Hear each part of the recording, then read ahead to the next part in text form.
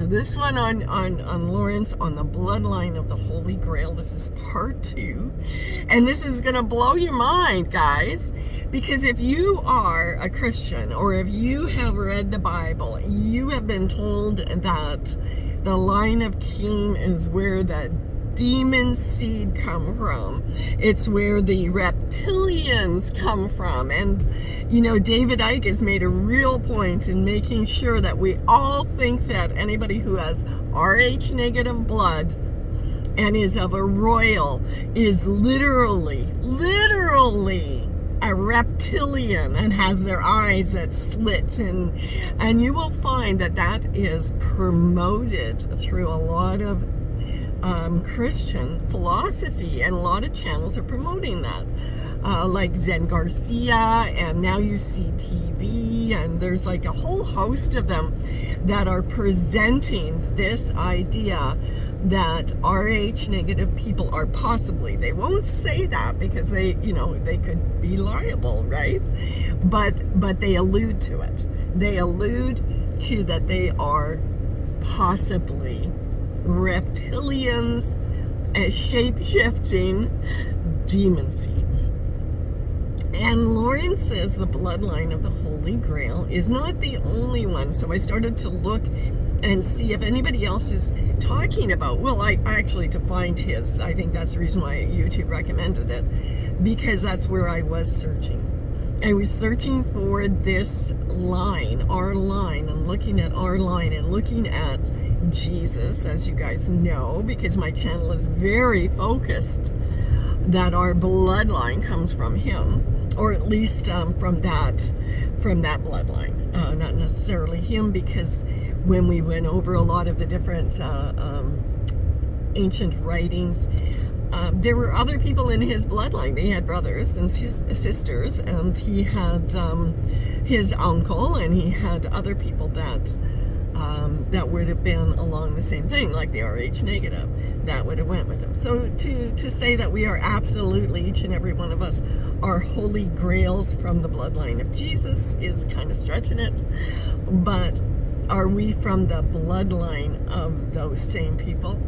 Yes, at least according to Laurence in his video. And this is such a long introduction, and I'm gonna leave it at that.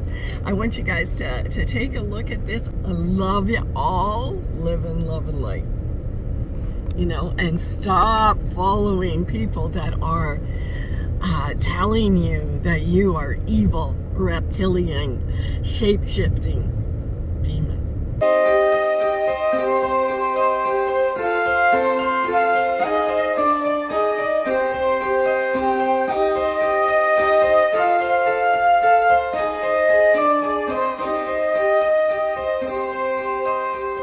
We've moved into the realms of an aspect of ancient alchemy. There appears to be a direct correlation between the sacred gemstone that contained the tables of testimony, that was passed to Moses and eventually fell to King Solomon, and a previous gemstone of ancient Egypt and Mesopotamia, which came to be called the Emerald Tablet of Hermes.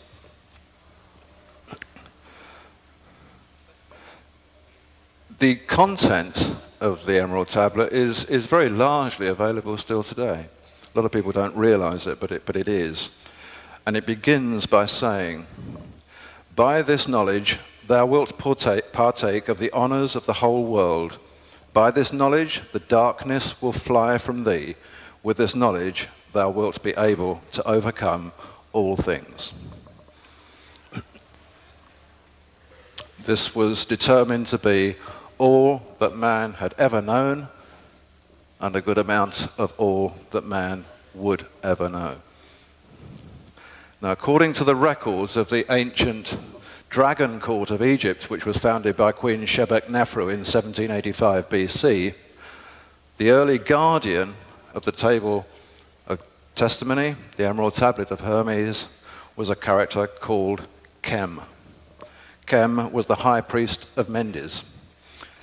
The word Kem, or Kam, means blackness. And it was from the root of Kem, or Kam, came the word alchemy, out of the blackness, or the blackness. To us, Chem is better known, high priest of Menzies, as the biblical character Ham.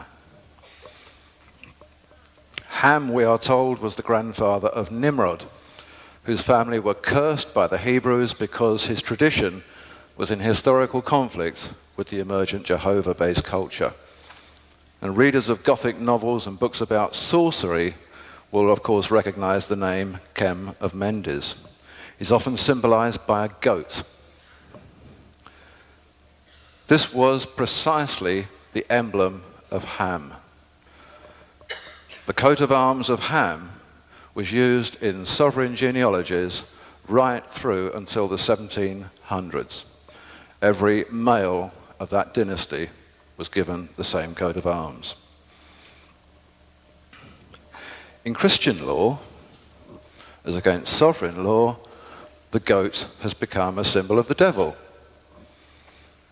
What we now discover is that by following the story of Chem of Mendes, it leads us directly to the Sinai temple, the white powder of gold, and back into the starfire ritual of the early civilizations, which I talked about here last October. Mendes was a major city of the Egyptian Delta. Chem was designated not only as high priest, but as the archon of the 10th age of Capricorn. It was this Capricorn imagery which gave him the symbol of the goat. The emblem of Chem of Mendes is interesting. The emblem of Chem of Mendes was a pentagram, a 5-pointed star. But it was an inverted pentagram. It had 2 uppermost points. And the 2 uppermost points were the horns of the goat of Mendes. The 2 downward sloping side points were the ears, and the single base point was the chin and the beard of the goat of Mendes. Now, when a pentagram is seen in this inverted position, it is a wholly male emblem. But the pentagram star is, of course, a female symbol. And the female device is usually shown the other way around. It's a Venus emblem, which has the single point at the top. In the pentagram's male position, with the 2 uppermost points, Chem is particularly identified in sovereign genealogy by an emerald jewel, which is set exactly in the middle of those 2 points, in the forehead at the meeting of the horns. But when turned about, the pentagram achieves its Venus female status. The uppermost point now becomes the head of the goddess. The ears once downward pointing are now upright and become arms, and the once horns are the legs of the goddess. Quite suddenly, the emerald jewel, now a Venus, is established not in the forehead, but in a vulval position. This, interestingly, I just discovered it a few weeks ago, is precisely the symbolism that David Wood, in his book Poussin's Secret, came up with in the geometry of Rennes-le-Château. In fact, while I'm on this, I'll mention something. I watched my video from this time last year, and somebody asked me about Rennes-le-Château and the investigations, and I listened to my response, and it sounded a bit dismissive. I didn't mean it to be. What I really wanted to say was that I wasn't going to personally forge a route down cartography and geometry that other people were light years ahead of me on. I would leave it to them, and I made the point that there are loads of people doing this, and I made it sound not important, and in actual fact that wasn't what I meant, just meant that it wasn't what I'm about. I've had letters since then from people saying, apart from that, who of all the writers about Rennes-le-Château do you find writes material that is the closest to the bloodline of the Holy Grail material that I came up with? And I have to say I've studied it particularly because of that question, and ultimately David Wood's is the writings which are closest to that. Within the male pentagram figure with the jewel set in the forehead, one finds often in imagery fire, flames coming from this jewel. Now, those flames are called astral light, enlightenment, great knowledge, great wisdom, great truth. When it's turned the other way up into the goddess position, the flames are called starfire. Now, from the very beginning of time, documented time, whether astral light or starfire, the pentagram was associated with a pre-Jewish ritual called the Sabbath. Cem of Mendes was always called the sabbatical goat. When one entered the temples of Cem of Mendes to train under the great masters and the Vulcans of the period, one was said to be diversifying from normal occupation and toil to take a sabbatical. And it's from precisely that we get the term sabbatical in academic circles today. It comes out of ancient Egypt. It is for no chance reason that artists such as Albert Dürer, in their portrayals of Adam and Eve in the Garden of Eden, have center stage in their pictures not a serpent, but a goat. So in view of this, it's hardly surprising that the pentagram and the sabbatical goat became particularly associated with heterodox Christianity. People like the Cathars of Languedoc in the Middle Ages.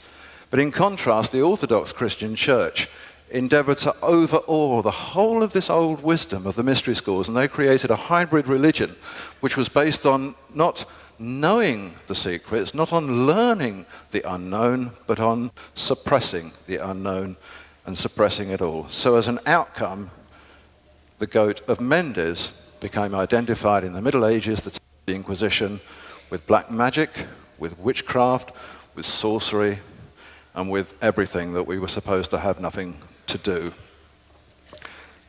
Even now, the goat of Mendes comes up in this sort of portrayal. We see it all the time in films, in books by authors like Dennis Wheatley. You know, it's always the goat figure, and these books are bound with stories of holy water and crucifixes and things which can destroy the goat.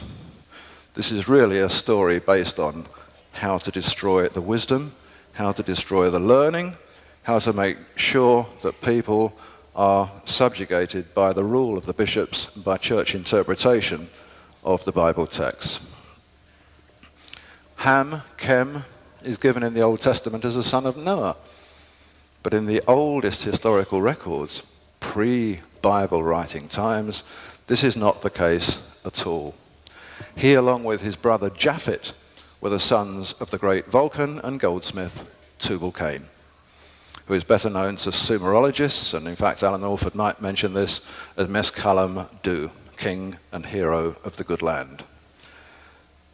In the early days of Palestine, Cem of Mendes was associated with a certain Azazel, a goat figure, Azazel of Capricorn.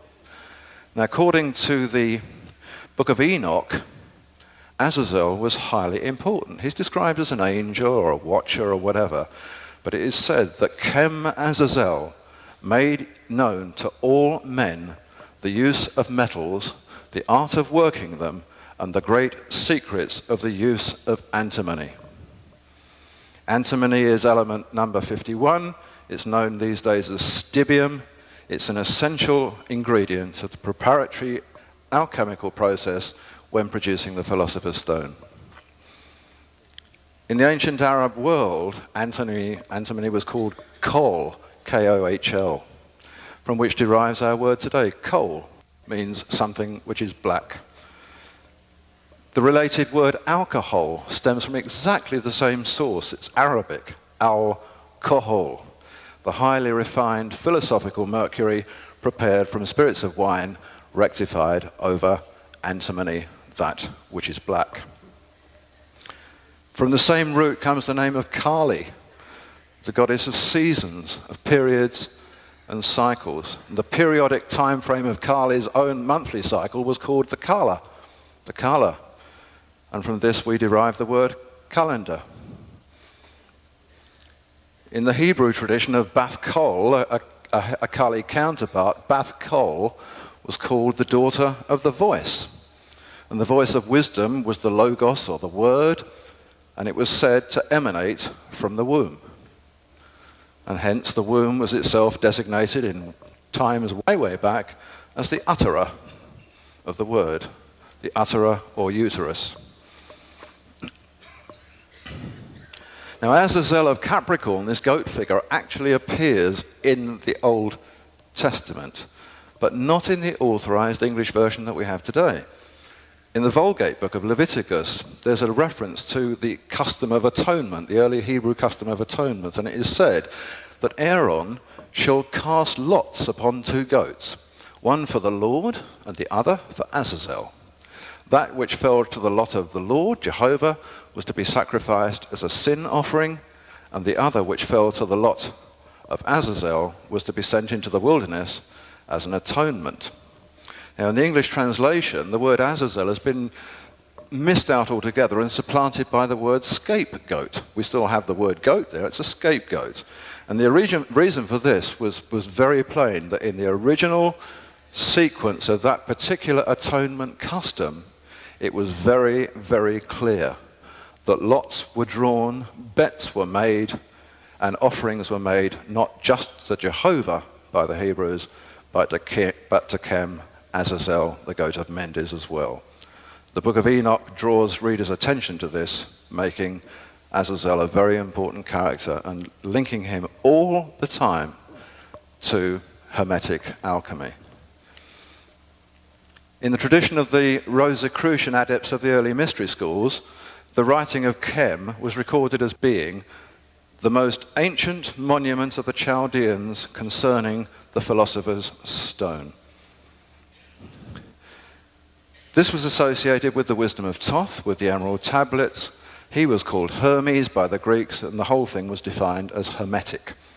They were Hermetic teachings. Alchemy became Hermetic. They were to do with Thoth, and Thoth was Chem. Even the name Hermes itself derives from the word Herma. Herma is related in old texts always to the building of pyramids. And the word Herma simply means a contrived pile of stones. So Hermes, Thoth,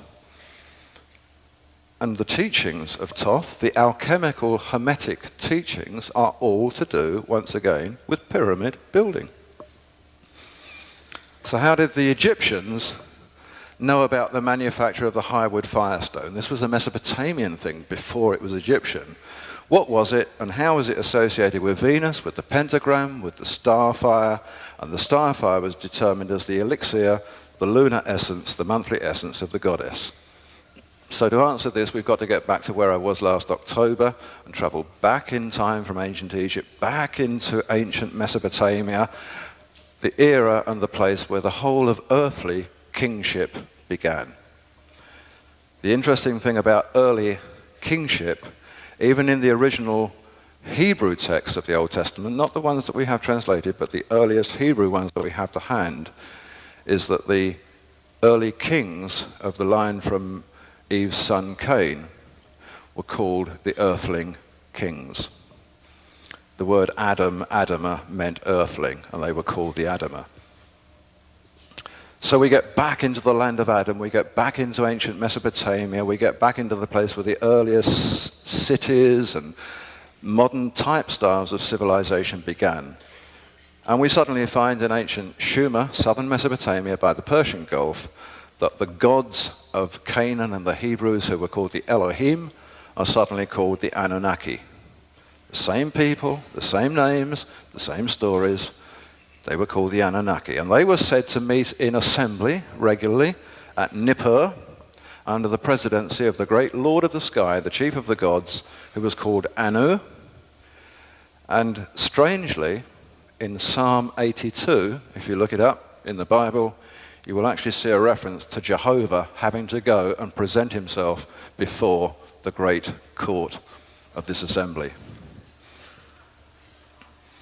It was from Anu, who determined, it was said, the course of the year and its seasons, that we derive our present word annum. Annum for year, per annum. Comes from Anu. It's not a Latin word, it's much, much older than that. His 2 sons were Enki and Enlil, and their sister was Ning-Hersag, who was called the Lady of Life. Another prominent female Anunnaki goddess was Ereshkigal, the queen of the netherworld, and her daughter was Lilith, who you probably all heard of. Other key males of the pantheon were people like Marduk and Ninurta and Nergal, king of the netherworld. Now, netherworld is an interesting thing.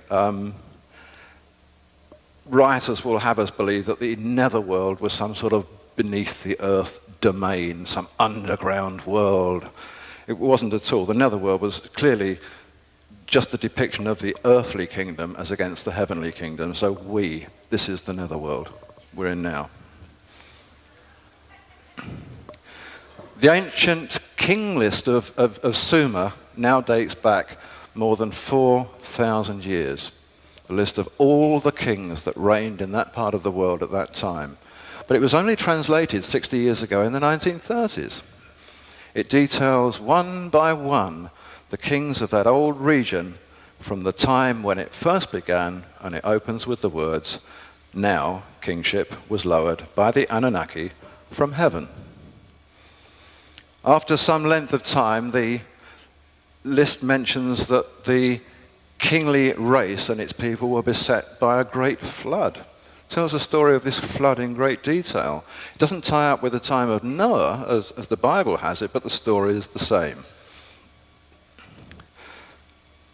The kings of Sumer were the origin of the bloodline that produced the pharaohs of Egypt. The pharaohs of Egypt were the bloodline that produced King David, King Solomon, and the kings of Israel. Despite everything that biblical history tells us, there is nothing on historical record anywhere that makes any importance of the fact that David and Solomon, or Jesus, were descended from Abraham or Noah or Adam. That was not their importance at all. Their importance was that they were of the Egyptian pharaonic line, which came from old Mesopotamia. They were called the Adama. They were called the Earthling Kings. They emerged in about 3,800 BC, and in essence, it's their story that the beginning of Genesis attempts to tell us. And the story outside of the Bible begins with a fellow called Priest King Ataba and his wife Ninava. And they're better known to us, of course, as Adam and Eve. Ataba of the father, Ava, Eve. Clay tablets and cylinder seals explain that around 6,000 years ago, Ataba and Ava, Adam and Eve, were purpose-bred for kingship at a place called the House of Shimti. Shimti was described in modern language as a clinical center of genetic engineering. The name Shimti comes from Sumerian, Shi-im-ti, breath, wind, life. Ninti, Lady of Life, was the title of Enki's sister Ninhursag. And it's interesting to note that this title is also given to Eve in the Bible. She becomes the Lady of Life, the mother of all living. Ti means life. But there's another word in Sumerian that was spelled almost the same except for a little accent. And the word wasn't ti, it was pronounced ti. Ti, a long word, ti and ti. Now to the Hebrews, ti meant rib. So the Lady of Life becomes also in the Bible story the Lady of the Rib. And we have this story about how she must have been contrived from Adam's rib. Has nothing to do with any early records at all. This stuff was contrived not even in the early Hebrew documents, but in the times of translation. They found this word, it meant rib. Genesis makes a lot of errors.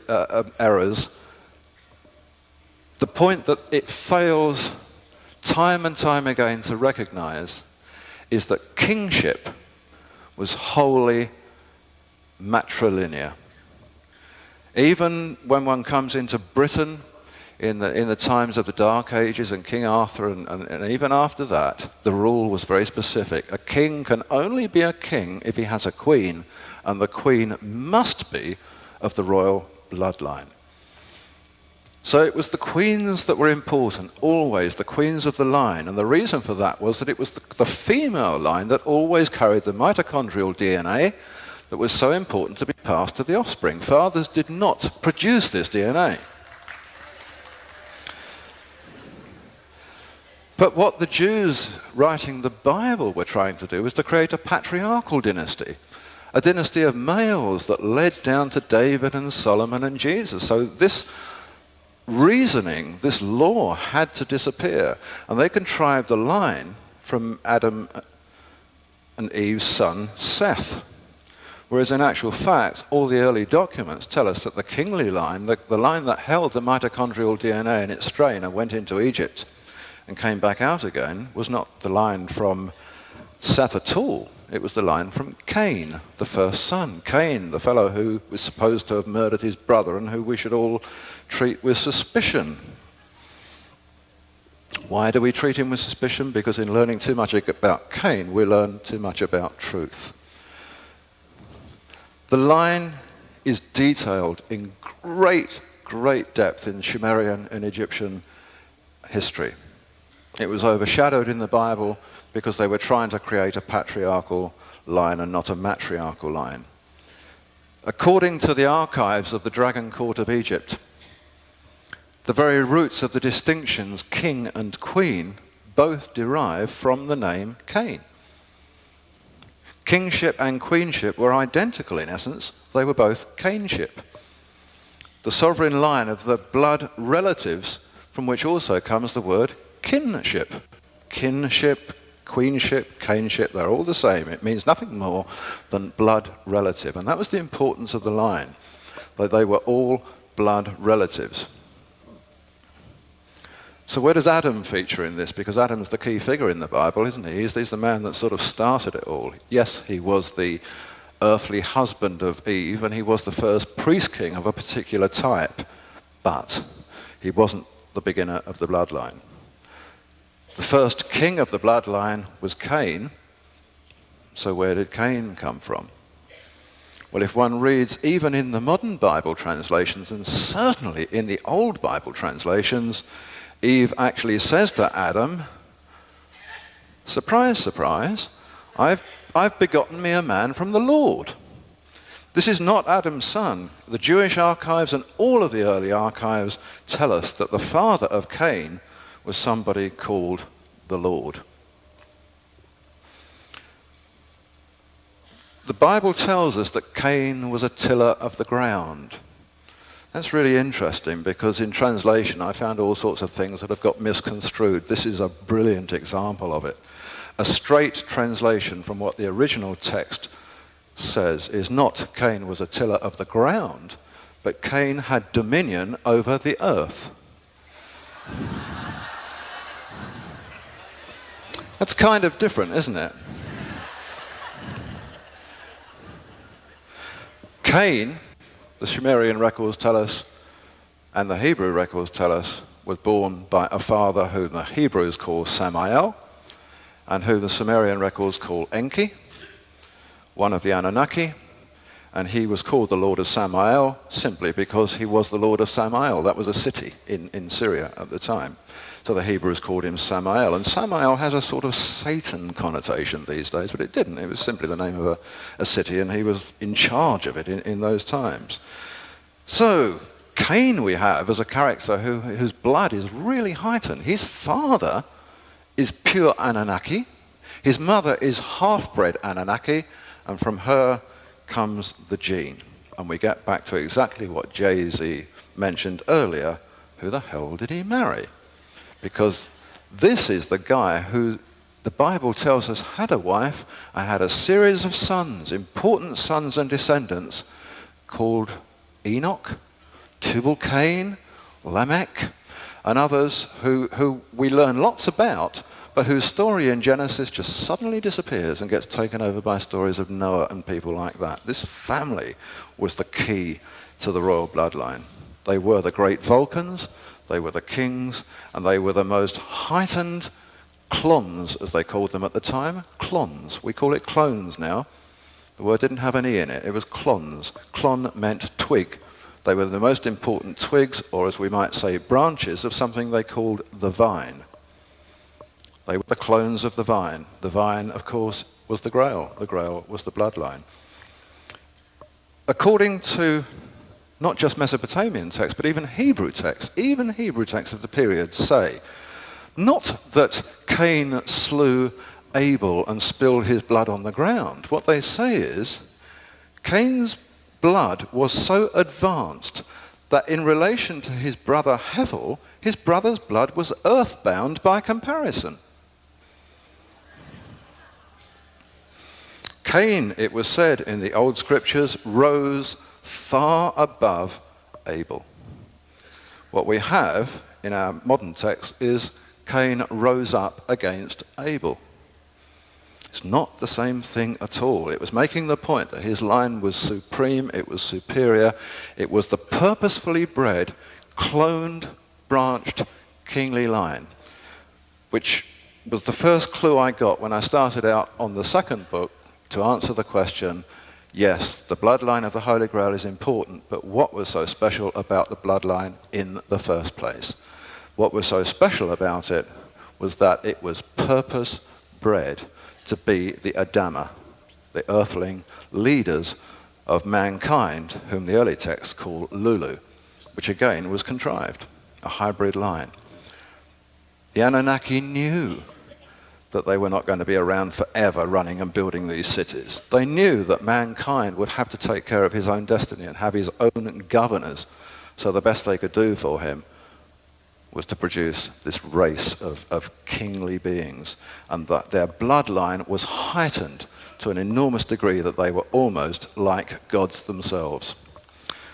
They had a feeding process which they called the tree of knowledge and the tree of life. And if you remember the phrase in Genesis, where Adam actually took from the fruit of the tree, Jehovah actually said to the other gods, Genesis says this, behold, the man has become like one of us.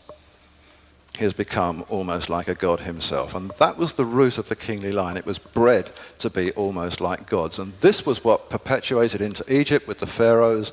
These people were bred and fed and perpetuated in a dimension which was above the norm in terms of awareness and consciousness, general understandings and abilities. So who was Cain married to? By the law of things, Cain would have to be married to his half-sister. That was the rule. It was a rule that the pharaohs perpetuated, and it applied in Sumer, in Mesopotamia. And lo and behold, when we read the text, that's exactly what we discover.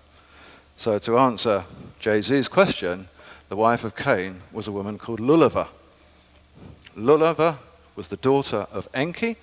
Lulava's mother was Lilith of the netherworld. She was pure-bred Anunnaki. So not only was Cain himself of heightened Anunnaki stock, his wife is then pretty well pure Anunnaki, and they're now going to have their next son. So the bloodline is heightened again. The Bible doesn't actually give us the name of Lulava, but lots of other texts do, including Hebrew texts. It does name, of course, his younger son Enoch. Now, Enoch's pretty important because Enoch and the writings of Enoch are from where we learn a lot of our knowledge about early alchemy and how important it was. There was a problem with Enoch because this knowledge and all these writings came out of the line from Cain.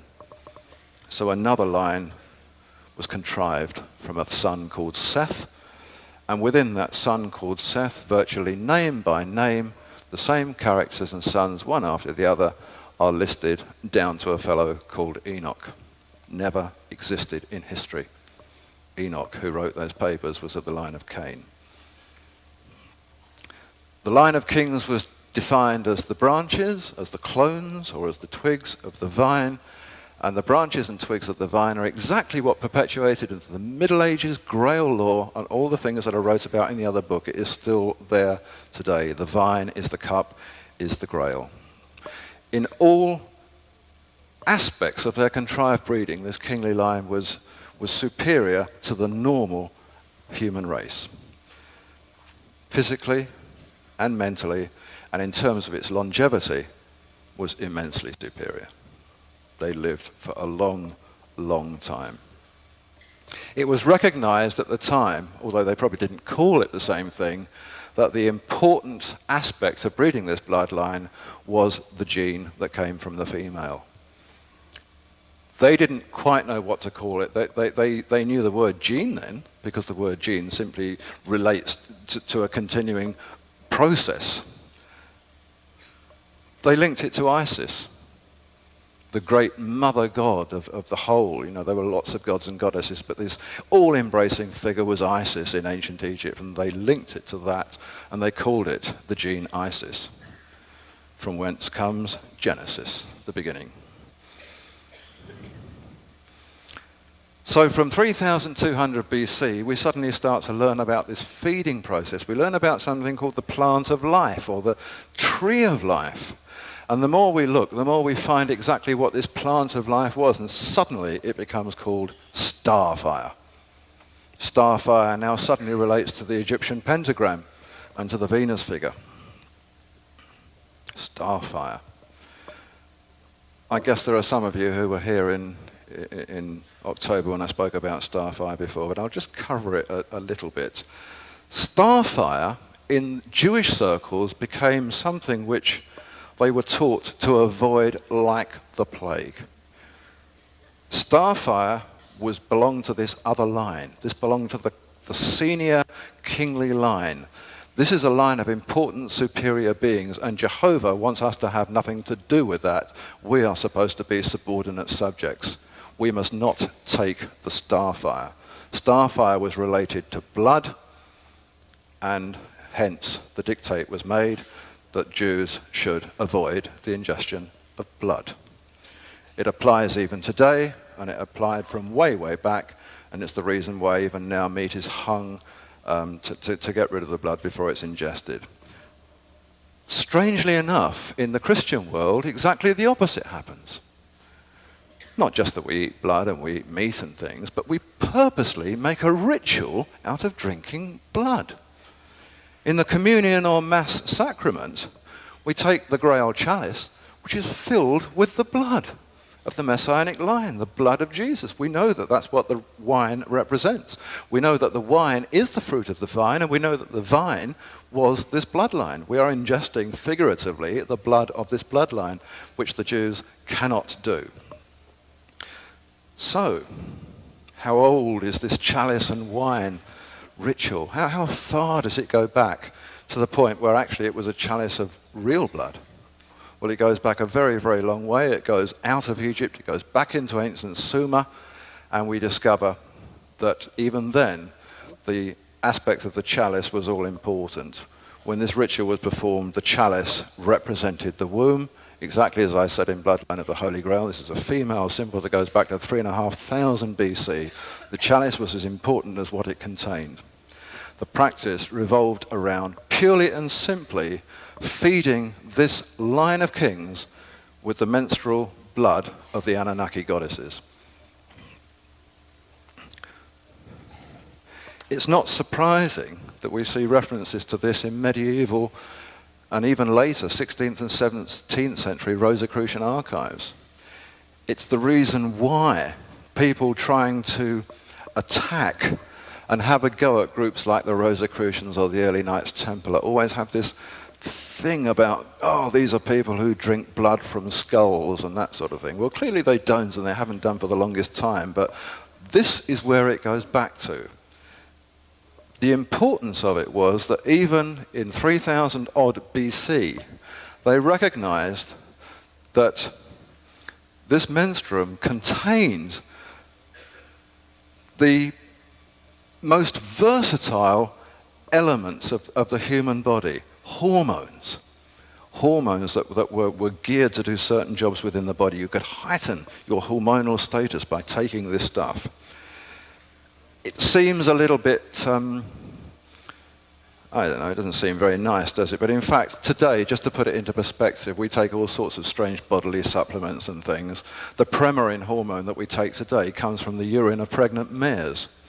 Growth hormones and insulin can be manufactured from E. coli, which is a human fecal bacteria. So we actually ingest some pretty horrid stuff today without thinking too much about it because it's called medicine. Well, they were doing exactly that then.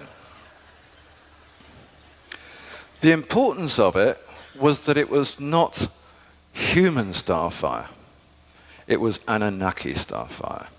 It was used to heighten the bloodline with even more Anunnaki food substance. The same substance that they would have been fed on before they were born, they continue to be fed on during life. The most prominent secretions that they got from the starfire were the hormones melatonin and serotonin. It is rife with them.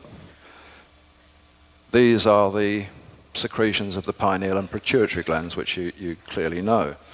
The Greeks also had a version of this in later times, which they gained from priestesses that were specially bred for the purpose, and they called this nectar of supreme excellence ambrosia.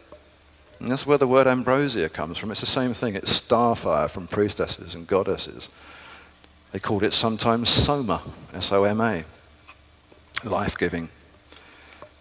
So we have these Anunnaki goddesses who are mothers, and they're also virgins, and they have a lot of titles and names, but in essence their job was to provide the starfire to feed the kingly line. They were designated flowers.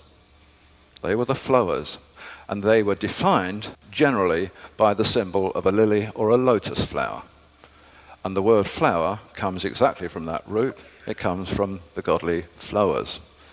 Now it's interesting, if you remember what I said earlier, that most of the laboratory equipment that they found in the Sinai temple, the vases and bowls and all of that, were all shaped like lilies and lotus flowers. But exactly this reason. Am I turning off? No. That's it.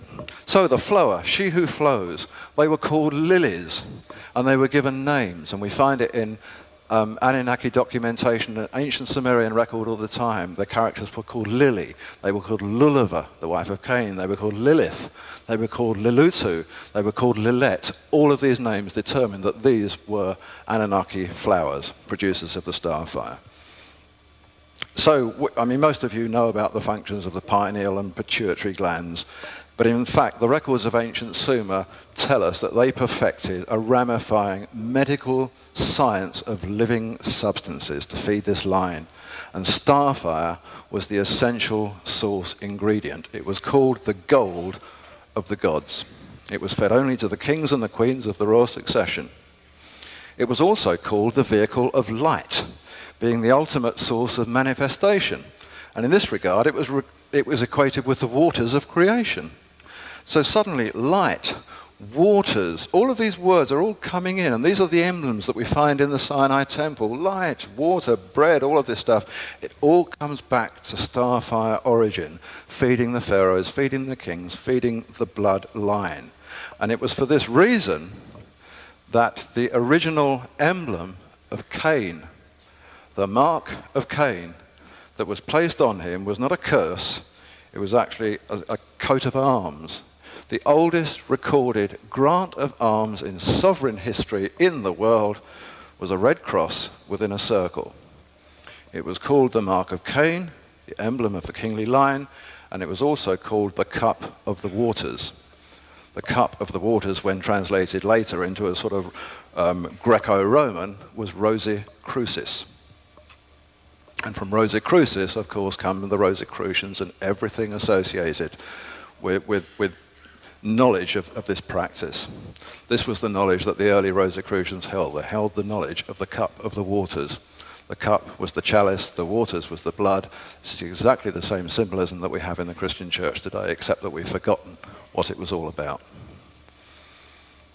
Starfire recipients were considered to be qualified for kingship when they reached a predetermined state of enlightenment, of consciousness, a state when aptitudes and wisdom had reached particular levels. And they called the level of this the Malku, the Malku. It's interesting that even in the Bible, we find characters, kingly characters, and their names are always Malchus. Malchus simply means king, and it comes from exactly that root. It came from the starfire practice, the achievement of the level of the Malku. But the Anunnaki departed. Exactly to the year it can be calculated from the documents, because they were all written at the same time. In 1960 BC, the Anunnaki left. No more starfire. But they'd made provision. They had trained from the very beginning, from 3005, 7, 800 BC, a group of people called master craftsmen, Vulcans. These people were metallurgists. They worked with metals, but they were trained to take over the feeding process when the Anunnaki went and the starfire existed no longer. For a while, they used specially bred priestesses to perform the starfire function while the changeover was happening. These priestesses were called scarlet women. It's not surprising why. That's what they were called, scarlet women. They performed a ceremony called the Ritu, R-I-T-U, Ritu. And this Ritu was the extracting of the secretions from the scarlet women. And it's from the words Ritu that we get our modern word ritual, and from secretions that we get our modern word secret. The secret ritual was the Ritu of the secretions. And these were all parts of the old knowledge that the mystery schools taught. These are some of the secrets that Freemasonry says are lost, but they're not lost at all. Scarlet women, to the Greeks, were called hierodulae. Sacred women. Sacred women. If you translate hierodulae into French, into medieval French, and then directly from that into English, you get the word harlot. The scarlet women, the hierodulae of the Greeks, in parts of Western Europe and Germany, were called beloved ones. The language of the time, beloved ones, was hores, H-O-R-E-S, hores. And that, when anglicized, becomes whores. So suddenly, scarlet women, whores, harlots, all stem via a Christianized translation and interpretation of this old priestess culture as being something which can be identified, say, with prostitutes or adulteresses. That wasn't the case at all. These were sacred scarlet women. They produced the starfire. Anyway, what happened was that they had to find a substitute. They had to find a way to keep the kingly line going, a way to keep these high melatonin and serotonin levels in the race without the starfire to feed them. They used priestesses for a while. Even in Rome, they perpetuated it with the Vestal Virgins and whatever, but it got weaker and weaker and weaker. So in the meantime, enter the great metallurgists, the master craftsmen, the Vulcans. These were the people that knew about the teachings of Thoth, that knew about the emerald tablets, that had learnt all of the wisdom of how to produce the starfire substitute. And that was what was going on at Mountain Temple in Sinai. The logic is very simple.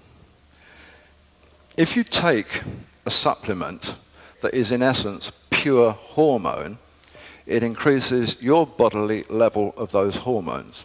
But by necessity, they are foreign to you. They've been taken from the priestess or the goddess or whatever. They're foreign hormones. Would it not be better, would it perhaps make sense, if you had a substance that you could be fed, which actually increased your own personal production of these hormones? You weren't taking the hormones directly, but you were taking something which made them go flinging into action, and you produced tons of it. Well, what they discovered was that this could be done. And this could be done with the sacred Shemana, the highwood firestone, the white powder, which was alchemically produced from gold and platinum group metals. Alchemy, the wisdom of Chem, alchemy. Chem was Ham. Chem was the devil to the Christians, but he was the great upholder of the starfire tradition to the early kingship. From the time of the earliest kingdoms in Samaria, kings were always called dragons, queens were always called dragons, and sometimes there were great kings or great queens that would be lording over groups of others, and they were called great dragons. Now that perpetuated even into Dark Ages Britain, and Great Dragon translated is Pendragon, and that's where the Pendragons of Arthurian lore come in. These are the great kings. These are the ultimate kings of that succession who control all other kingdoms. It's interesting to learn that most of what we think is lost wisdom and lost knowledge is not lost at all. As I've discovered in the last year, many of these mystery schools still prevail from the time of ancient Egypt, and they're still held within certain royal houses. The Dragon Court itself was founded by Queen Shebek-Nefru back in 1800 roughly BC. That court still exists today. It's been through a number of changes, and it was essentially the court that most historians know about today was the version of it that was refounded in Hungary in 1408. And it was founded by Emperor Sigismund of Hungary. Now, he was a direct descendant of the kings of Jerusalem, so he didn't reinvent the Dragon Order. He inherited it through his family line. It had always been there, and he drew up a pact with nobles and princes of the line to protect the true sovereignty of the Grail dragon bloodline from the Anunnaki. He drew up a document at the time, and it said that you will, as members of this order, be able to display the Ouroboros dragon with the red cross. That is the mark of Cain. Circular dragon biting its own tail with the red cross in the center. That was the emblem of the Rosicrucis. We have perpetuated within the royal lines from 3000 odd BC to 1408 BC a continuation of exactly this dynasty, and they were heavy into alchemy. They knew about the white powder, they knew about the feeding process. It's odd that Sigismund of Hungary, when he was made Holy Roman Emperor by the Pope, was allowed to keep this order going, because in actual fact it was a pre-Christian Grail order that was everything that the church despised. But there was nothing that church could do about it, because this thing was bigger and older than they were, and they weren't about to upset 50% of the ruling houses of Europe. What they did was to bring in laws and regulations that began to make the court look as if it was about something that we didn't ought to be a part of. They linked it with Arthurian lore. They linked it with Grail romance. They even, in 1545 at the Council of Trent, blacklisted for all time the heretical writings of Merlin. Now, the heretical writings of Merlin were in essence about starfire practice and the white powder of gold. Everything that was fresh air to people, everything that was magic to people's ears, suddenly was made sinister, occult, blacklisted, was heresy, was condemned, and it was all called witchcraft. Enter, once again, Cem of Mendes, and they brought back the goat. The Christian church brought back this goat as the ultimate symbol. And from that moment on, holy water, crucifixes, bits of garlic, and all sorts of things were what you had to carry around with you to deal with these emissaries of the goat of Mendes and Satan. Melatonin was of particular importance in the Dragon Court of Sigismund. And it prompted a particular assault from the church at that time, because one of the members of that original court was Count Dracula. Count Dracula is better known to historians as Vlad III of Wallachia. He built the city of Bucharest. Dracula means son of Dracul. Within the order, his father was the Grand Master beneath the Sovereign Master, and the Grand Master was always called Dracul. There is a Dracul today. He was Dracula. He was the son of Dracul. Vlad, Count Dracula, was written down in history as a rather vicious sort of person. In fact, he was a great king of his country, but he had a special method of dealing with crimes against the state. In Wallachia, his form of execution was impaling people on wooden stakes. Now, actually, this was quite compatible with other punishments of the time. People then were boiled in oil or burnt at the stake. You know, it was even the Catholic inquisitors, the Dominican friars of the period, used to spread the victims with fat and roast them slowly from the feet upwards over fires. So what Vlad was doing was nothing unusual for the time. It's horrid today, but from then it was pretty awful. But the real fear of Vlad Dracula had nothing to do with that. It had to do with the fact, and his family records are incredible here, his knowledge of the ancient starfire customs and the white powder chemistry was immense. He actually had perfected for himself a way of staying young for a very long time. He had attended in Hermannstadt in Austria the School of Solomon. This was a school set up for the great kings of the line. Dracula attended that. He had a scientific understanding of the bodily effects of these hormones, of serotonin, of melatonin. He knew that they enhanced longevity. He knew that they increased consciousness.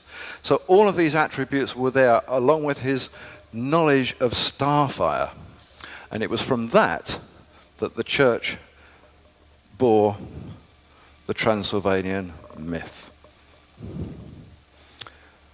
In Bram Stoker's novel, published in 1897, the starfire customs, the melatonin, and all of that suddenly comes into play, even the impaling on wooden stakes, but that's reversed against him. Dracula is suddenly a vampire, a prince of darkness, a melos tossos, melatonin, who imbibed the blood of virgins, the starfire, and the only way you can kill this man is to impale him with a wooden stake. So it's interesting, isn't it, that even these stories that produce amazing folklore and fairy tale are based not just upon a fact of history, but on a fact of history which has been designed by church establishments and governments to suppress all of our knowledge of this ancient starfire and white powder practice. Anybody involved with it is not suddenly now a witch, but a vampire. Hence my comment at the beginning of this talk this evening. A lot of early folklore, in fact, comes from the same sort of roots. It's all bloodline based. Fairies. Fairies are born from a dragon and Grail tradition. The very concept of the fairies, the fair folk, comes from fae or fee. It relates to fate. It relates to the fate of the Grail bloodline. Royal families of Celtic Europe were all said to carry fairy blood. That's why. In those times, in medieval Europe, the word fairy was in fact ilbe, Y-L-B-E, or in fact even albi, A-L-B-E, or in fact even elbe, E-L-B-E. It all meant elven, fairy, Grail bloodline. When the Pope launched his 1208 campaign into the Languedoc, it was called the Albigensian Crusade. They had named one of their cities Albi, these people, Elvin. Albigens was the Elvin blood. The crusade was actually launched against the Albigensans, the supporters of the Elvin blood, the fairy folk. This is Grail bloodline stuff. The whole of that Inquisition was set against the Grail bloodline to suppress it and to suppress people's knowledge of it. This stuff is still prominent today because people are still writing books about witchcraft and sorcery. And it's interesting that gold always plays an important part. The dragon somewhere is always guarding the pile of gold. Look in the children's books. There's usually in a cave and there's a pile of gold and the dragon guards it.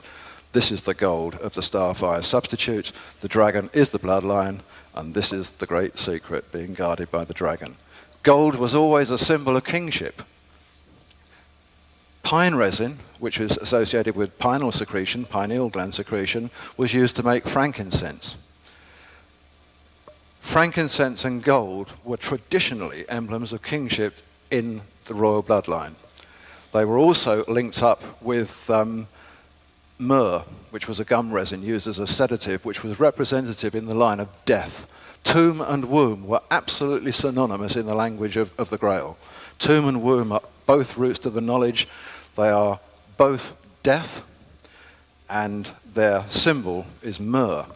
And so when we find in the New Testament that Jesus is presented with gold and frankincense and myrrh, we know beyond any doubt whatsoever that the early writers are telling us here is an important senior king of this royal bloodline, because nobody else would ever be presented with those things. Just a couple of things, because I'm not sure who's here tonight. At the end of my talk last October, I was asked a couple of questions, and I said I would respond to them this time around. I was asked whether the Egyptian ankh was related to the female fertility symbol, the cross surmounted by the circle, whether they were related to the Rosicrucis, the cross within the circle. And the answer to that is yes. And they're also further related to the orb, the sovereign emblem, the circle below the cross, the orb of sovereignty. They are all the same mark. The Ouroboros, the circle, is always the symbol of wholeness, and the cross simply determines whether it's male, female, whether it's unity, if it's in the centre, or whatever. I was also asked whether the starfire custom, the taking of this blood, the ritual of the menstrual starfire, had anything to do with voodoo, whether the voodoo rituals of the Caribbean and Africa came from this root. And the answer to that is indirectly, very indirectly, but yes, they did in a way. It was always known that blood was a vehicle of the spirit. They knew that from the earliest times. But in the non-scientific, non-academic centers of these African regions, what they didn't quite get into their heads was that this was personal spirit it was about, not about manifesting spirits. So the blood rituals of the voodoo people are about manifesting spirits rather than the physical evolvement of one's own spirit. So it's different, but the root's the same. Starfire was the gold of the gods. It was fed to the messianic kings. It became supplemented by the white powder of gold or by other metals. And this moved from Mesopotamia into Egypt. It is the reason why the pharaohs were said to have divine powers, were said to move in the realm of the gods. They clearly did. They were taking this stuff and being fed to it.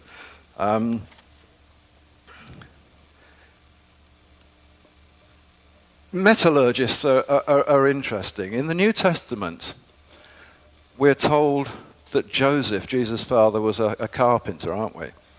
And I mentioned in Bloodline and in my previous talks that actually what it said was that he was a master craftsman.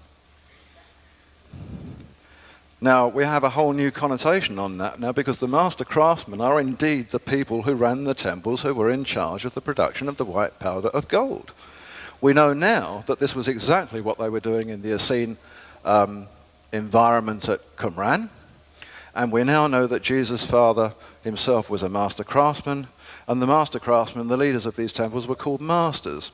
Now, it's interesting to note as you go through the gospel stories that you come to a point in all of them where suddenly Jesus, who's previously been called teacher or rabbi or whatever, is suddenly called master. That comes soon after the point where his father dies, so it's perfectly apparent that now he is the master craftsman. He himself has taken the degrees and become a Vulcan, and suddenly we can understand what these degrees were about that he was taking at the temple when he stayed behind and he was 12 years old and they had to come and look for him. What were these degrees? They were degrees of alchemy. So, Hirewood Firestone, Shemana, or as the Jews called it, simply manna, which meant what is it? They weren't sure what it was. The period of the switch is interesting. When the starfire disappeared and the white powder came in, not only turns up in historical record, it's given to us in the Bible at a period of a guy called Melchizedek. Now, Melchizedek's statue, the Knights Templars put at Chartres Cathedral in France, and it is incredibly upfront in what it says to us. In that statue, Melchizedek is presenting the chalice of the wine of the blood. But lo and behold, there is no wine or blood in it, simply a stone or a piece of bread. And that actually marks the time, and that fits in identically with the records round about 1960 BC, when the wine, the blood, ritual disappeared and it was taken over by the bread, the production of the shamana, the firestone, the white powder of gold. It's actually said in the New Testament book of Revelation, "To him that overcometh, I will give to eat of the hidden manna, and I will give him a white stone." In the Middle Age Grail romance of the Temple Knights of Grail Castle, it says, "They live by virtue of a stone most pure. If you don't know its name, it is called lapis exilis. By the power of the stone, the phoenix is burned to ashes, but the ashes speedily restore it to life. The phoenix therefore molts, and thereupon gives out a bright light, so that it is as beautiful as before." Now, the key to this is in the fact that the phoenix is burned to ashes. And from those ashes, says the legend, comes the great enlightenment, the great fire, as the phoenix is born again. So what is the phoenix? Well, we're told it's a bird. The phoenix was never a bird. That comes from a very different form of Bennu bird mythology. Phoenix was a Phoenician Greek word, and it means red gold. An Alexandrian text, an old text, actually states this: "When the paradise stone is placed on the scales, the stone can outweigh its own quantity of gold. But when it is covered to dust, even a feather will tip the scales against it." Now that's interesting, isn't it? What is it that can outweigh its own volume of gold, but that can also be lighter than itself when it's a dust, a powder? This links up with the phoenix that burns to ashes, the red gold that burns to ashes. And from those ashes comes the bright enlightenment as it's born again, bigger and richer than it ever was before. This is the story of the shamana, the highwood firestone, the gold, the metal that is burned to a powder, and from it comes the great enlightenment. We're told that a lot of metals weren't discovered until the 1840s. Platinum group metals like ruthenium and osmium and iridium, ruthenium, all of these metals were known about 4,000-5,000 years ago. We simply didn't name them until the 1840s. So these kings were purpose-bred. They were purpose-bred to be the purveyors of light, and they were defined as the sons of the gods. When we now read the early texts of the New Testament anew, we come across something really interesting. Because within the Bible, just about all the plural uses of the word God, gods, has been turned into God. Jesus was described as a son of the gods. Hence, we have this terrible dilemma about whether he was really the Son of God or whether he wasn't the Son of God, or who God was, whether that was Jehovah. None of that makes any difference at all. He was a purpose-bred king of the line, a purveyor of the light, a son of the gods. And he became a master. He was fed by the Essenes on the same high-spin shamana, the Grail substitute, the starfire substitute. In fact, that's an interesting thing. Starfire in ancient Sumerian is spelt G-R-A-A-L. Grail. Grail. It's exactly the same thing. So we have really not much of a mystery left with Jesus, do we? I mean, we can actually say the Bible's right. We don't have to debate it anymore. Yes, he was a son of the gods. He was also the son of a physical person because he had to be born in that bloodline. But what we now know is why Mary was so important. Mary was the holder of the mitochondrial DNA. And stunningly, when we follow Mary's genealogy back, she is of no Jewish descent at all. She comes out of the great kings of Egypt. So her line is immensely important. We ran over time in the first half, so I think, although I'm a few pages from where I thought I'd get to, it's a good place to stop now, I think, because you've probably got some questions and things. I could go on forever, but let's hear what you want to hear.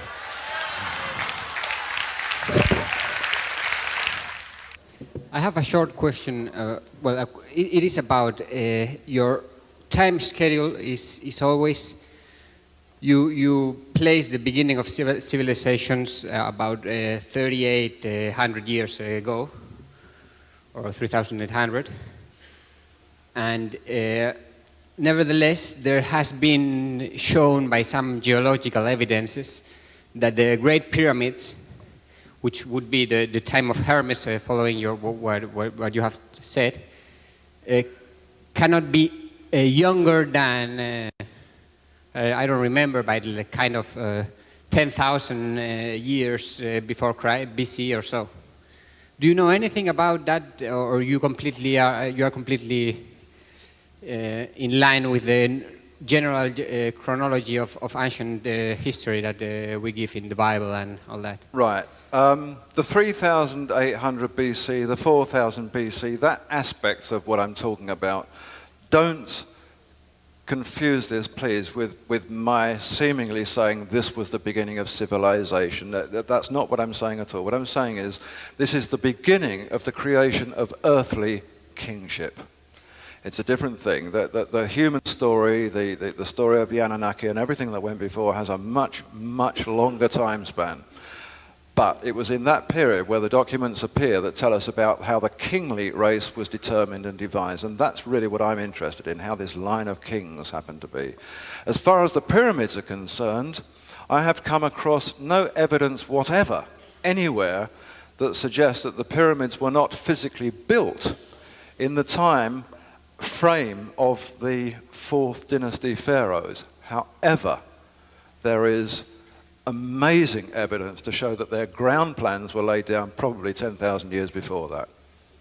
So the ground plans I see as a different thing to the actual physical building of the temples, because they were built for these specific kings in any event. But ground plan, I mean, geological surveys and things have shown them to be really very, very old. People like Graham Hancock and others are writing about this all the time, and they're doing some very good research in this field. Thank you. Thank you. Okay. I'm not sure if I missed the first part of his question, but my question is, do you have any information which might indicate any ancestry to Adam and Eve, since you mentioned they were near gods and the first earthly kings? Yep. Well, I don't have it, but the ancient Sumerians wrote it down. This is House of Shimti Creation Chamber Project. The story of Adam and Eve is laid down not only as an inclination, but in great and very thorough detail about how these people were bred. The interesting thing about it is that it throws the sequence of the flood out of its biblical chronology, in as much as that the story of the creation of Adam and Eve, as told by the Mesopotamians themselves, happened after the flood, not before the flood. The story tells us that Anu gave the directive that a kingly race had to be developed, that these people, the contrived people who they called Lulu, man, Lulu actually it simply means one that is mixed, so even mankind at that time was determined as being Lulu, one that is mixed. It was a hybrid, it was a created race in its Homo sapien state, the thinking man, the wise man. But the kingly race had to be evolved, and the only way to make that race different was to give it more and more of the Anunnaki blood. And so the story is quite simply about how Adam and Eve were created by Enki, who was at that time called the Lord, and his wife Ninhursag, his sister, who was called the Lady of the Embryo. And the story is going to great lengths to tell us how these embryo were created by fertilizing the ova of earth women and reimplanting it back in Ninhursag's own womb and whatever. So yeah, I mean, if Adam and Eve had parents, they had three parents. They had Enki, they had Ninhursag, and they had an earthly woman who actually produced the egg that bore them. I have a question. Oops. Thanks. I have a question about manna and how it's mentioned in the Old Testament, and the fact that when the Jews came into the desert after the splitting of the Red Sea, and they didn't have any food to eat, they were given manna, which came from, I guess, the sky, and it could be anything that they wanted it to be, and they could eat it, and if I remember correctly, it was white, and they couldn't put anything away because whatever they would put away, it would spoil, but they could only take whatever they needed and eat that. Was this, you mentioned this in parallel, is this the same as the white powder? No. And if no, okay. It's given to us as if it is. The way that the story is told to us, it's the way the word manna is used very carefully that confuses the issue, because manna in the Hebrew simply meant, what is it? It was something that they didn't know what it was, and the Bible says something like, they said to Moses, what is it? It must be manna because we don't know what it is, and he said, we'll call it bread. And then it switches from that quite slickly and very cleverly into Moses burning the calf that was made of gold and turning it into a powder. This is a wholly different story. Now, manna is described, the original manna that fell on the ground around them and that they ate and was called bread at that stage, you can actually find today if you go to the region. You can actually go there and find it. It happens at a particular time of the evening. There is a little worm that attacks the tamarisk plant. And at a particular time of the evening, this plant will just throw off into the air these tiny little sweet honey-like beads of white. Looks like small coriander seed, and it just settles on the ground all around. Now that is exactly the definition that's given to us in the book of Exodus. It describes that perfectly. Now that you can actually live off for weeks. Eat it forever. I mean, it's a wonderful food, but the problem is with it, it's got a life of about 2 or 3 hours. If you don't get it immediately, it's done for, because this worm thing just keeps on working at it. So what happens is that that's called manna, and then suddenly the white powder made from the gold appears, and that's called manna as well. But that wasn't fed to all and sundry for 40 years in the wilderness. That was a different thing. It was fed to them just once so that they could see the effect that it had on them. And then from then on, the story goes on, and that's simply held within the kingly line. And it doesn't matter where you look in the Old Testament, it's suddenly called showbread. It tells us how to make showbread. You take the white powder, you mix it with frankincense, you break it into little conical cakes, and you call it showbread. And this was restricted specifically for the high priests and the kings, and even the Bible tells us that. Thank you. Greetings. Hello. Would you please clarify or specify the lineage a little more of Moses and his origins as far as bloodlines? I've got a lot of mixed information that have come in. You know, he was a father, or the Pharaoh was a father, or he was come down the river, or who was a mother, and that. Can you clarify that, and who and what names, please? Let me just read you something. I had it here, but didn't get into it.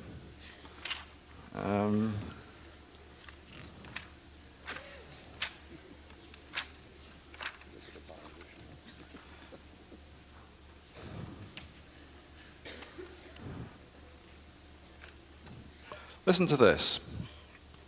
Think of Moses. This is just a statement from an old document. My changeling mother conceived me. In secret, she bare me. But she set me aside in a basket of rushes. She sealed my lid with pitch, and she cast me and it into the river. But the river rose not over me. The river bore me up and carried me to Aki, and Aki was the drawer of the water. Now that is pretty well the story that we get told about the birth of Moses in the Bible. Drawer of the water was the title of Aki in this story, and we are told in the Bible that the Pharaoh called the baby Moses because she drew him out of the water. Well, the word Moses in Hebrew or Egyptian or anywhere didn't have that meaning. It never did. This was related to the story of Aki and the person who was set in the basket of rushes and who in a historical context went through this story.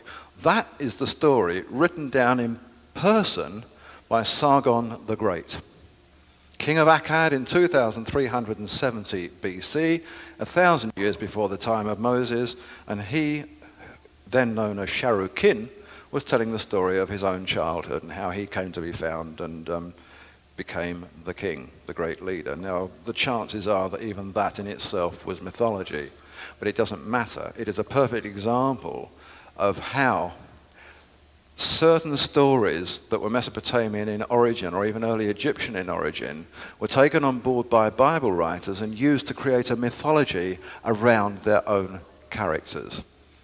The story that revolves around the Moses story in the Bible about the Pharaoh issuing this dictate that all the children under the age from the Israelites should be slain and whatever. We get exactly that same story in the New Testament. It comes up again, only this time it's King Herod. And it's Jesus, not Moses, that is at the end of this dictate. So Moses' story, as we're given it in the Bible, is simply that little bit, the Ark of Rushes. He has a sister, the sister's called Miriam. The Pharaoh's daughter comes along, and she gives the boy back to his own mother, who brings him up. And all of a sudden, this dictate of the Pharaoh seems to have no effect at all, because the boy is right back where he was in the first place before he was hidden in the rushes, and yet he's not killed by the Pharaoh, which was actually what the story was based on to start with. It's a pure piece of mythology. One verse in the Bible after this story is told Moses is a grown man. We have no story of him in between at all, but what we actually have in Exodus is something very interesting, and which no writer has ever been able to get around, and it tells us quite firmly that Moses was an Egyptian. Says it, Moses was an Egyptian. That was why the Israelites had a bit of a problem with him. That was why, when he took them back into the other country, they still had to implement all of these Egyptian rules and hymns and things. So in fact, what they were doing was not converting the Israelites to the Hebrew culture, they were inflicting the Egyptian culture on the Israelites and the Hebrews in that country. The story of Moses is a very long one. It's often said by writers that although Moses was supposed to be very important and big as a governor and a ruler in the land of Egypt, that the Egyptian records make no mention of him. Actually, they do, and by that name. Not until fairly late in the day, but in about 400 BC, the Egyptian writers of history recorded him as an Egyptian who was trained as a priest at Heliopolis and who ultimately became a pharaoh. And the pharaoh that Moses became, remember the name Moses actually means heir of. Most of the Egyptian pharaohs of the 18th dynasty were called Moses, Tuthmosis, Amenmosis, born of Toth, born of Amen, that sort of thing. Moses was actually Pharaoh Akhenaten. His sister, Merikea, beloved of the goddess Kiba, Mary, in Hebrew, is Miriam. So that's the story. I mean, it's something I deal with actually at great length in the book, the family history, but Akhenaten and Moses are absolutely identical. Would you say that again? What was that? That last word you... Sorry? You said something at the end I missed that was important. Just now, I said something. Yeah, What I said was that Moses and Akhenaten were identical, Merikea and Miriam were identical, and this is the importance of the book of Jasher that was missed out of the Bible. The story of Miriam in the book of Jasher is quite something. She, of course, held the DNA of the royal bloodline. She was the important person. The story is told that it was Miriam who led the Israelites out of Egypt. It was Miriam who was the great advisor even to the Hebrews then who were already in Canaan. And it was Miriam whom they mourned for years and years after her death. And the story is quite astonishing. Miriam in the Old Testament suffers from exactly what Mary Magdalene suffered from in the New Testament.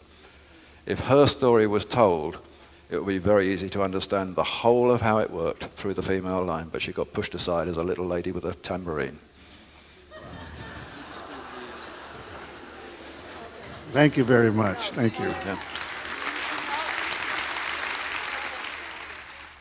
Hi, welcome back. I actually have two questions, so if one of them is addressed in your book, then I'd like the other one to be responded to, or if you would take the first one.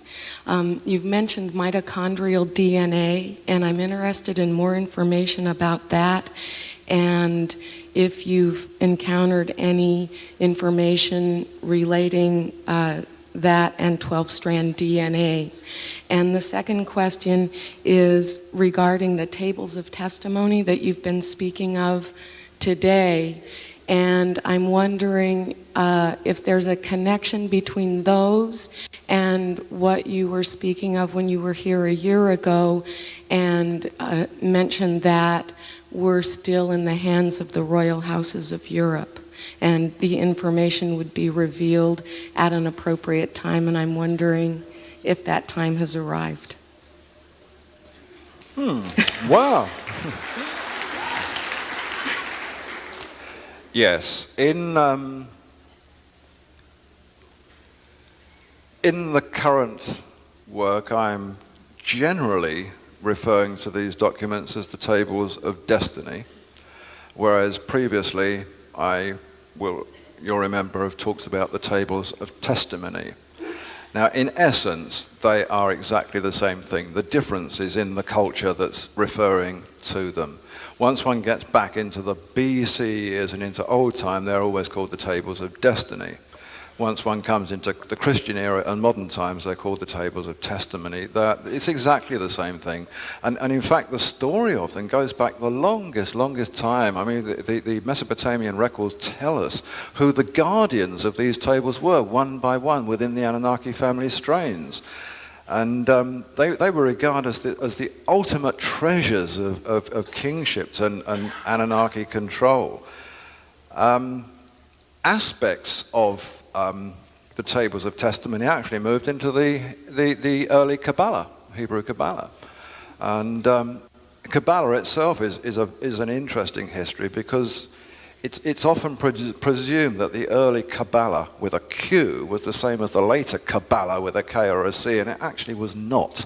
They were different things entirely with a different history, and they have different roots even today.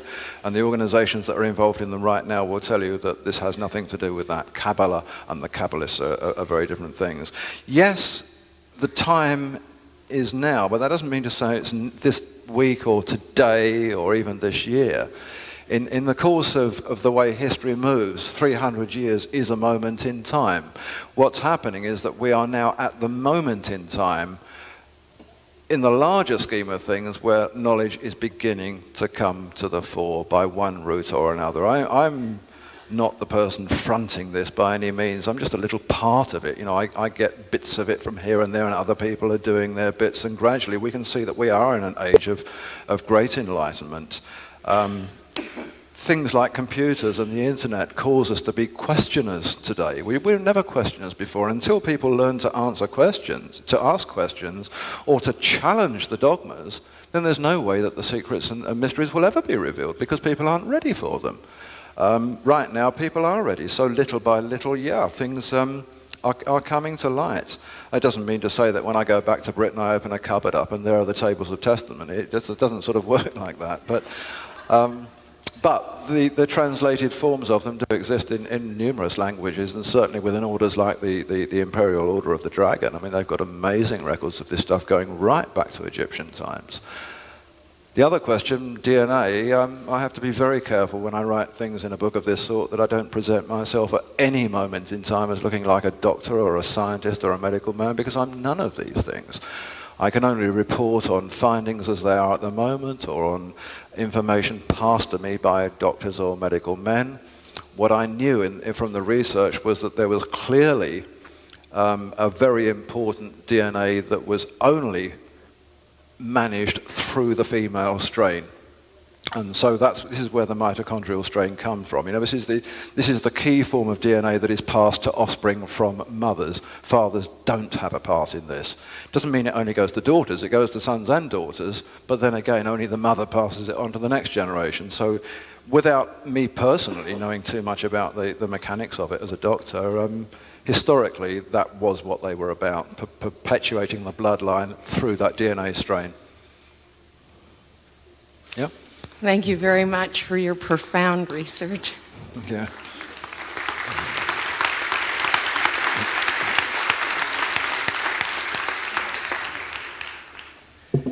The powder at the Egyptian temple, did you happen across any records for its creation?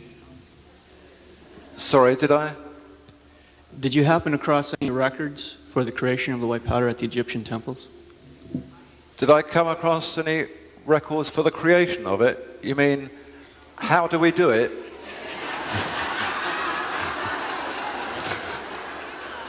Well, I would watch David Hudson's video. That pretty well tells you how to do it. Yeah, I mean, it's... I would never, from the records, have known how to do it. Like all alchemical records, they're written in a very veiled form. They talk about furnaces and they talk about lightning. Well, today we talk about DC arcs and things, and suddenly lightning has a different meaning, you know. So you'd never know just from the records how to do this stuff, but by lining it up with what people are doing today and the experiments that are going on now, suddenly it does fall into place, and you can look back at the old records and say, yeah, that's what they meant. They talk about glass manufacture. Now, in Egypt, they had a form of glass manufacture which was identical to what they used in the great Gothic cathedrals of Europe.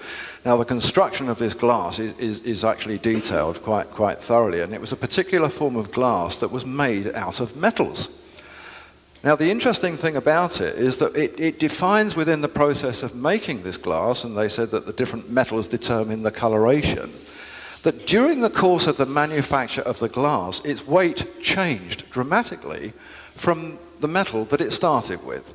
Now, if you watch the David Hudson videos, he explains that what happens is that you retain a 56% optimum weight and 46% of it just disappears and nobody knows where it goes. He determines that this is pure light, and when it comes back, it's returned as pure light. Now, what the documents say is that when the glass is made and the glass is installed, the light of the sun causes the spiritus mundi to return. Now, the spiritus mundi was actually called the breath of the universe. The breath of the universe was light, pure, bright, white light. So what they were really saying is that the moment they perfected this technique and made the glass, back comes the 44%. It's light, and it's there. And that's exactly what David Hudson describes in his experiments. So without him, I would never have understood what those things meant. But linking the two together, suddenly it gels. That's very interesting. Thank you.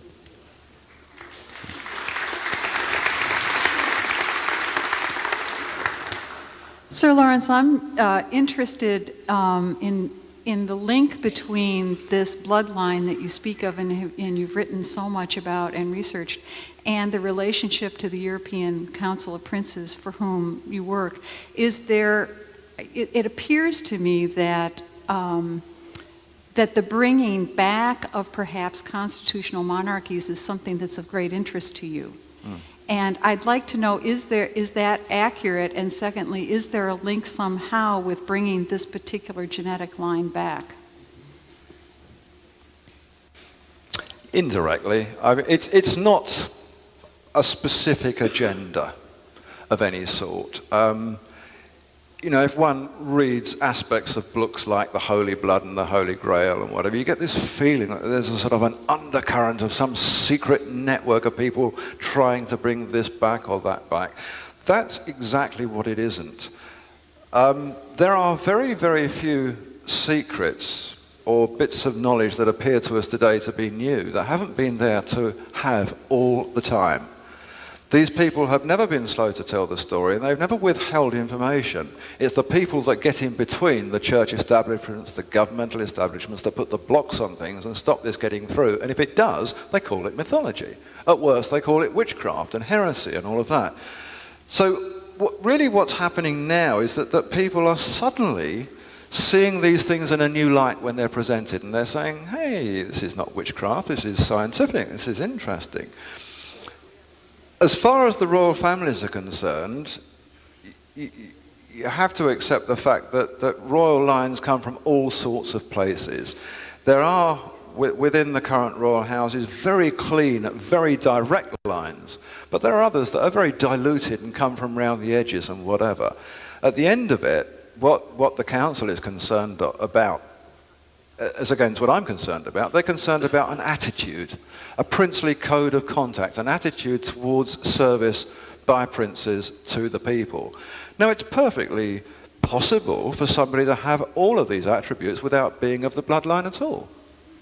or at least not knowing that she was. So the Council of Princes is not a group of people who are attempting to bring themselves back as the great Grail kings of the world. It's not like that. I mean, in fact, they're a very low-key sort of council. They just mediate between governments and the Constitution and that sort of thing, and half the time governments take no notice of them at all.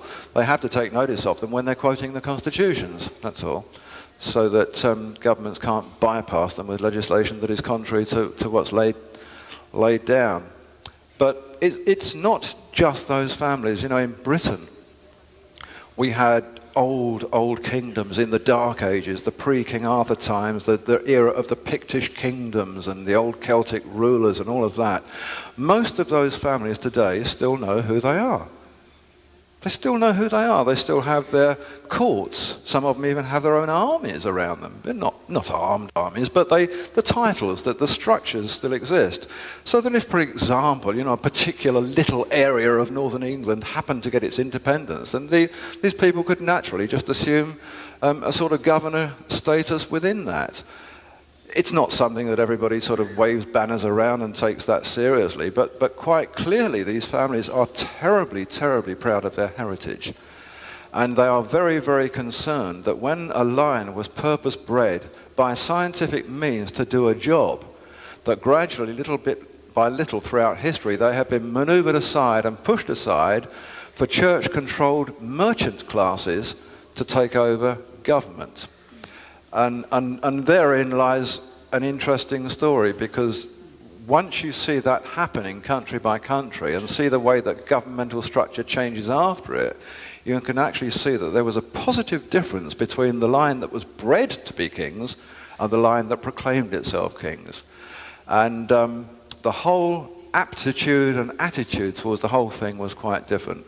That's kind of what I'd like to see. I'd like to see a proper constitutional structure with constitutions that belonged to people, were not subjected to amendment at will by governments and parliaments, so that the people's champion was always the monarch and the constitution, and parliament simply operated alongside that and did what they were allowed to do by the people who make the choices. Thank you.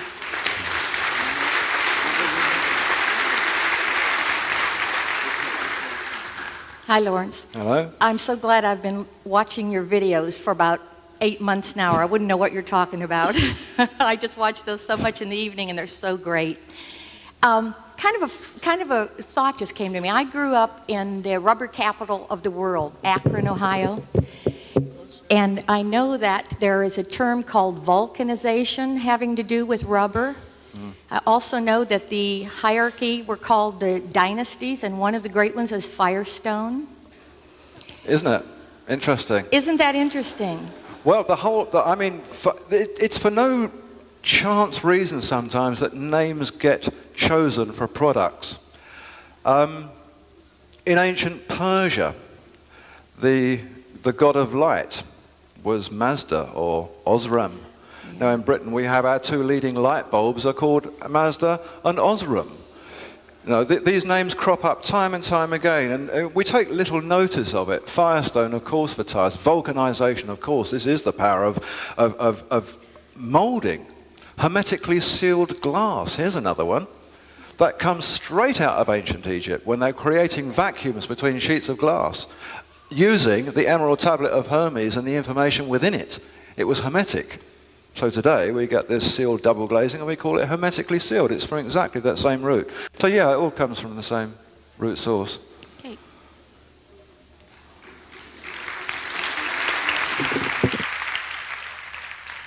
Thank you very much. Thank you. There you go.